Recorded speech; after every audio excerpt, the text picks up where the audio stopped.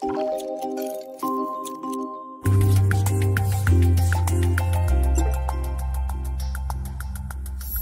thank the Filière FAI²R and the European Reference Network for Rare Disease for the invitation to talk about Takayasu arteritis. My name is Tristan. I'm a vascular medicine professor at Université Paris-Cité and coordinator of the National Reference Center for Rare Arterial Diseases. Here are my disclosures. Takayasu arteritis is a large vessel vasculitis. It's a very rare disease, estimating between 1 and 2 million per year of incidence. And there is an inflammatory process affecting the external part of the media and the adventitia, made of giant cells, granuloma, and leading to fibrosis that I will show you on the microscopy. Takayasu arteritis is a differential diagnosis of giant cell arteritis, but we'll see that it's not affecting people at the same age, but also isolated arteritis and this disease which are not depending on the size of the arteries involved, like Behçet's disease, but also Cogan's syndrome. There is a new classification criteria published in 2022 from the American College of Rheumatology and the European League for Rheumatology. The age has been pushed up until 60 years that allow to make the diagnosis, and the evidence of vasculitis, but I can see most of the patients, 3 out of 4, have a diagnosis before the age of 40. The female sex is already predominant, as shown here in this cohort of more than 60 patients in Korea, where you can see the prevalence of the disease increasing up to 40 years old, and the 5 times more number of female in gray than male here in orange. So, as I told you, the inflammation is involving the external part of the media and the adventitia, leading to fibrosis, as we can see here on carotid specimens of a patient. Here is a common carotid until the carotid bifurcation. And as you can see, there is this large fibrous cap around the artery, leading to stenosis of the lumen. This stenosis has symptoms like arm or leg claudication and sometimes angina if it involves the coronary arteries, but you also have physical signs like vascular bruits, a radius of the pulses on the radial arteries, subclavian arteries, and carotid abnormality like bruises, bruits, or pain along the carotid arteries. You can also have this difference in systolic blood pressure between the 2 arms due to stenosis of one of the 2 subclavian arteries, leading to a difference above 20 millimeters of mercury. Imaging has a major place here to make the diagnosis in Takayasu arteritis, also because it involves the aorta, which is not usually seen with duplex ultrasound, and also because the branches of the aorta can be affected. Here is the number of affected arterial territories among the 9 territories described here: the carotid right or left, the subclavian right or left, the thoracic aorta, the abdominal aorta, the mesenteric artery, and the renal artery right or left. There is also points if you have symmetric involvement of the arteries, and if you score more than 5 points on this classification criteria, then you can talk about Takayasu arteritis. So, as I mentioned, the first imaging, which is not irradiative, easy accessible, and low cost, is ultrasound imaging. You have this secant arterial wall, which generally hypoechoic and called the macaroni sign, because this thick arterial wall is prolonged along the artery, and as you can see here, and so like a macaroni. It's concordant with the angio CT scan or the PET scanner with the carotid arteries, which are easily accessible with ultrasound imaging. Using contrast-enhanced ultrasonography has been tested to assess the activity inside the arterial wall, but it's not used in regular practice and difficult to standardize. We recently published new techniques using ultra-fast echography and called ultrasound microscopy, where you can use the microbubbles injected at contrast for ultrasonography, and you can see the microvessels inside the arterial wall, which testimonies of the inflammation inside the arterial wall. So with our study we demonstrated that we can assess patients with active Takayasu arteritis compared to patients with quiescent or non-active Takayasu arteritis. Another modality of imaging is the angiocomputed tomography that can assess the thickened arterial wall here on the aorta, from the thoracic descending aorta along to the abdominal aorta, and here for the supraortic trunks, like the left common carotid artery. As you can see, the thickened arterial wall is homogeneous, circumferential, and extend very high along the carotid, and reduces the lumen to a filiform lumen and stenosis of the carotid artery. Here the abdominal aorta also with a reduced diameter, leading to claudication of the lower legs. Angio-CT is a radiating imaging modality, so angio-magnetic resonance imaging has the ability not to irradiate, but it's less accessible and has a higher cost. But you also see the thickening of the arterial wall of the aorta, the thoracic descending aorta here, and the abdominal aorta. And you can have with the angiogram the stenosis, like here on the subclavian, the left subclavian artery. Be cautious, because when there is severe stenosis with MRI, usually you conclude, the radiologists conclude to occlusion of the artery, because very severe stenosis cannot be assessed very well using MRI. So you should keep this in mind. As with angio-CT, you can have contrast-enhanced modalities that show the inflammation inside the arterial wall due to the vascularization of the wall.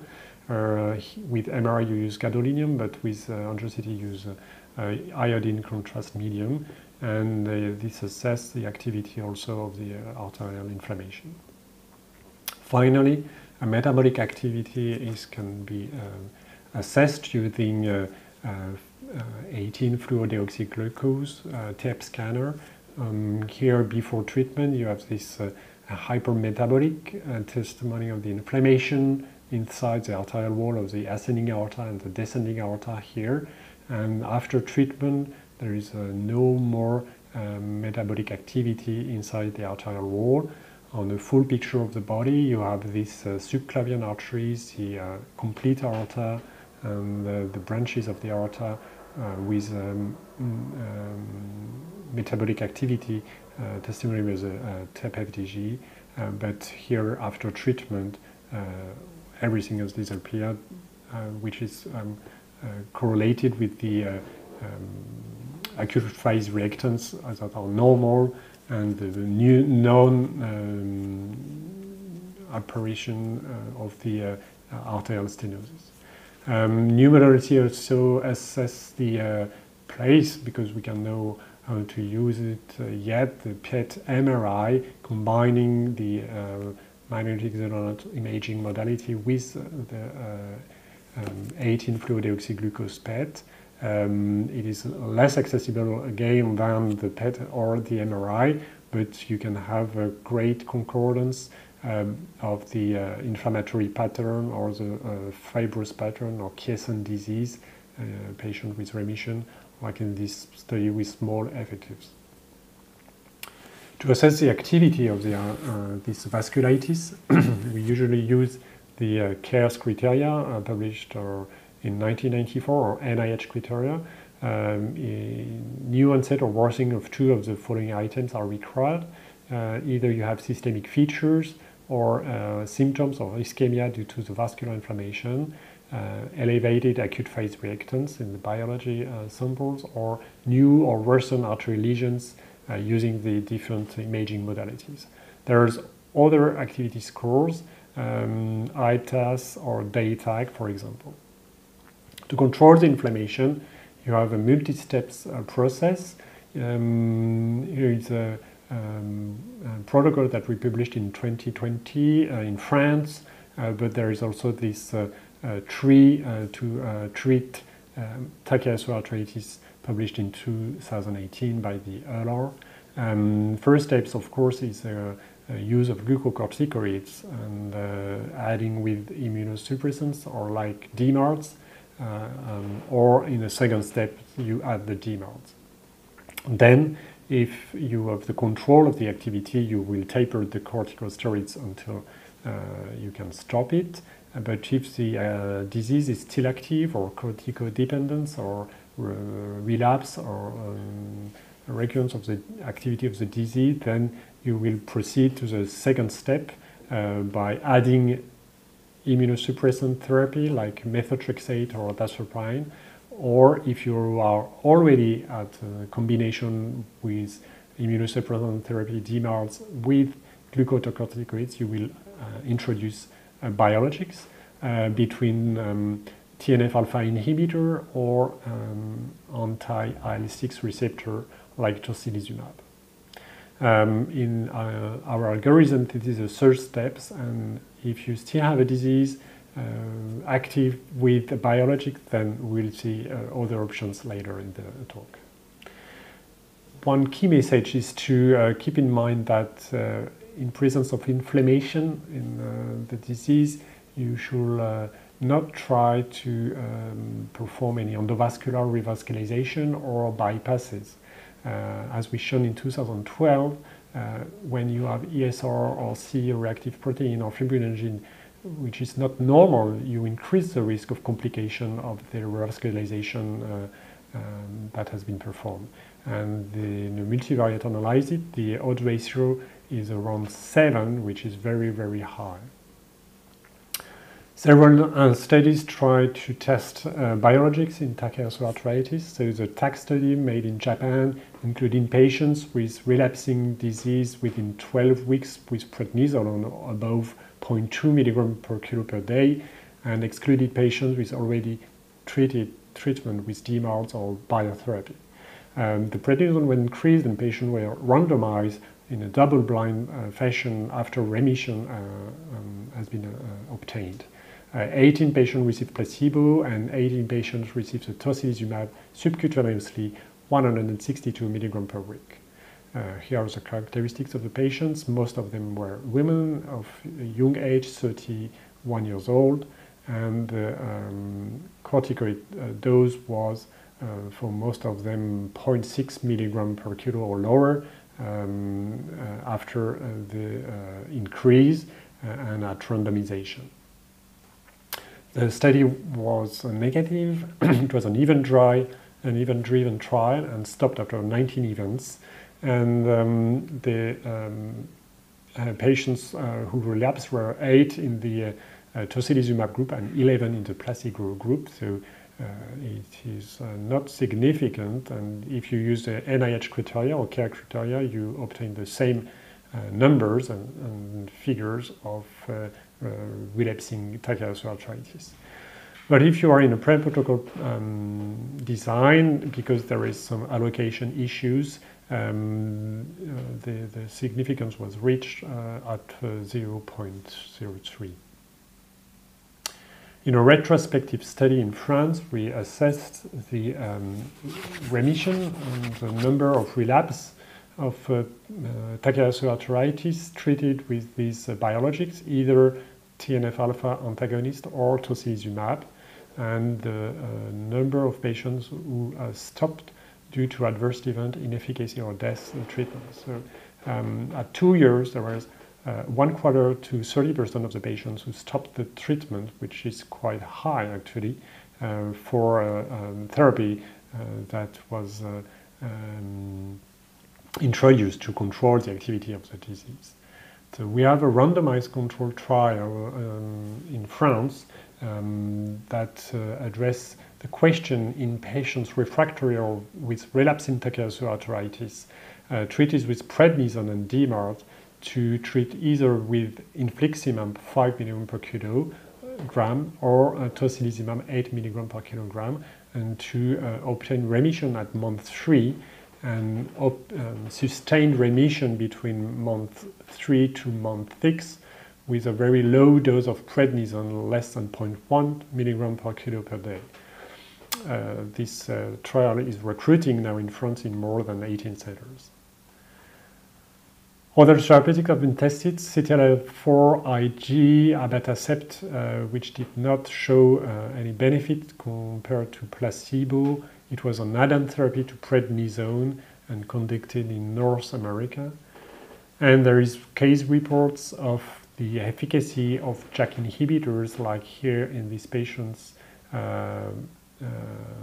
with still active Crohn's disease, with abdominal pain, inflammatory symptoms after adalimumab, an anti-TNF-alpha inhibitor, or tocilizumab, an anti-IL-6 receptor.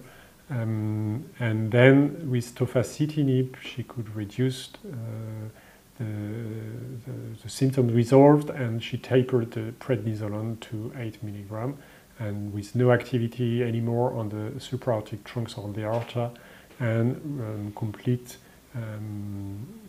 resolve of the inflammation in the gut. Another paper by Régnier and the team of Pitié-Salpêtrière in France with David Sadoun reported 2 female and 1 male treated with baricitinib or ruxolitinib, and efficacy on the NIH score to control the activity of the disease and reduction in the C-reactive protein. To conclude on Takayasu arteritis, it's a large vessel vasculitis involving the aorta and its branches. It affects young female, and the symptoms are related to the arterial stenosis due to the fibrosis of the adventitia.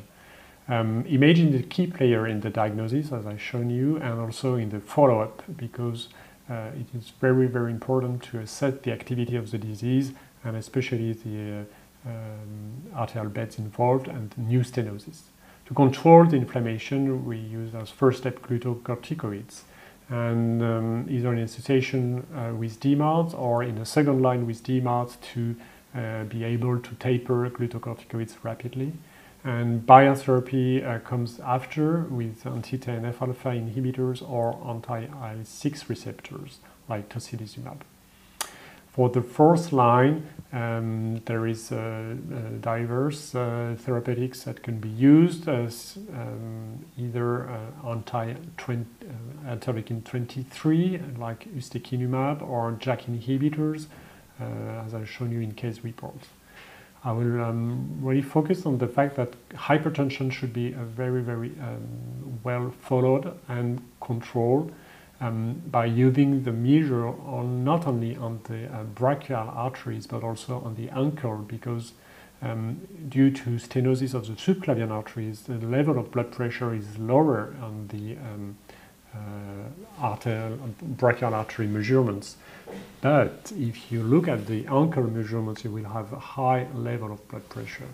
So it is really important to tackle the hypertension in Takayasu arteritis. It affects more than 70% of the patient. you choose antihypertensive drugs, but also stenting the renal artery in case of renal artery stenosis. But keep in mind that to intervene in Takayasu arteritis, the inflammatory process should always be controlled. I stop my talk here and thank you for your attention.